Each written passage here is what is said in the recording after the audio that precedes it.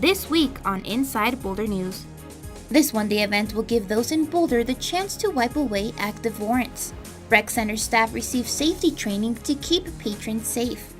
And applications are now open for those interested in achieving the city's goals. Welcome to Inside Boulder News, your source for all things Boulder. I'm Jocelyn Avendaño. For one day and one day only, the City and County of Boulder are offering a fresh start to those with active warrants. It's called the Fresh Start Warrant Forgiveness Program. We head over to the Boulder County Justice Center to learn what it's all about. There are currently 900 active warrants in the County of Boulder, 1,500 in the city itself. And for one day only, those with active warrants have the chance to wipe them away. The Fresh Start program is, for lack of a better phrase, a warrant forgiveness program. It's a program that's designed to allow individuals who have eligible warrants to come in and see a judge, see a district attorney, see a member of the defense bar or the immigration bar if they choose or need to, and then either get their case moving or resolve their case completely. But not everyone with an active warrant is eligible. This program is for those who have committed low-level crimes. We're looking at traffic cases. We're also looking at misdemeanor crimes that do not fall under the Victims' Rights Act. By helping low-level offenders get back on the right track, as opposed to being out in the community with outstanding warrants, we allow them to go on to lead productive lives here in Boulder. Christopher Reynolds, Assistant Attorney for the City of Boulder, says the Fresh Start program will reduce the impact on individuals and make better use of city and county resources.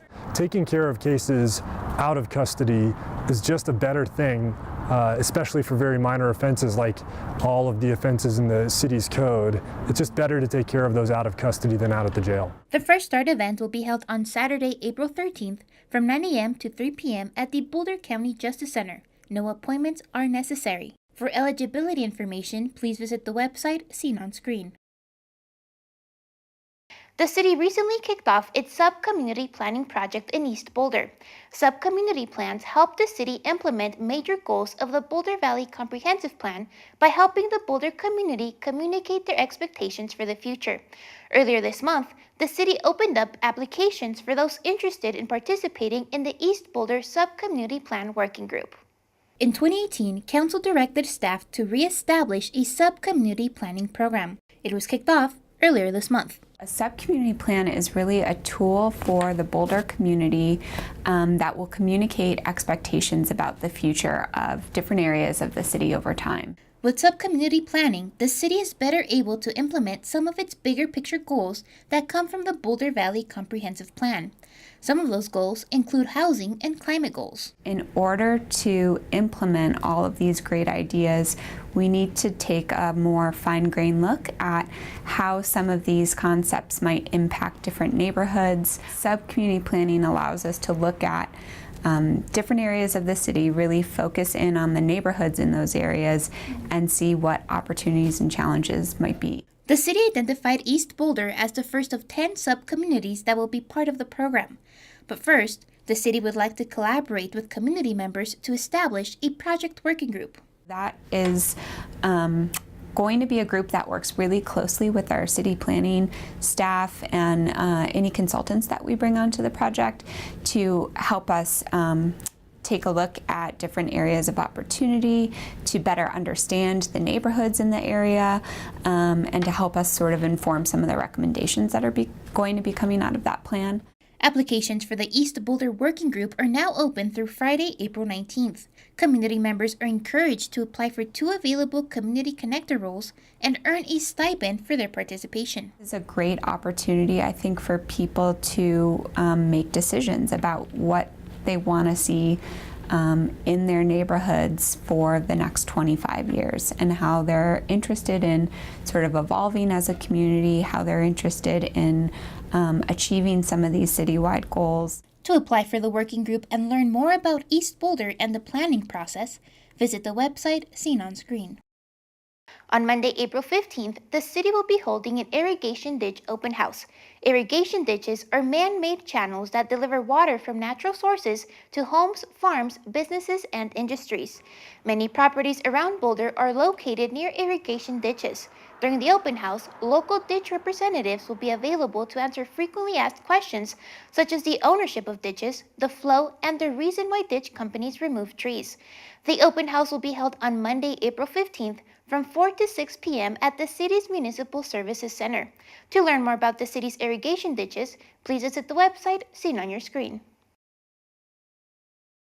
An emergency situation can present itself at any given moment, especially at a place where there's lots of physical activity. This week, in partnership with the Boulder Police Department, Rec Center staff received an annual recreation facility safety training at the East Boulder Community Center. Hundreds of people walk in and out of the city's recreation center facilities on a daily basis. And today, staff are training for the unexpected. We identified that we'd like to give our employees some more tools as far as safety precautions and emergency evacuation procedures. So we teamed up with the Boulder Police Department and came up with a collaborative effort to give our staff the encouragement and the tools to be able to handle those risky situations. In this collaborative training, the Boulder Parks and Rec Department and Boulder PD went over emergency communications training, a scenario-based cardiac emergency, and a suspicious person scenario acted out by an undercover cop.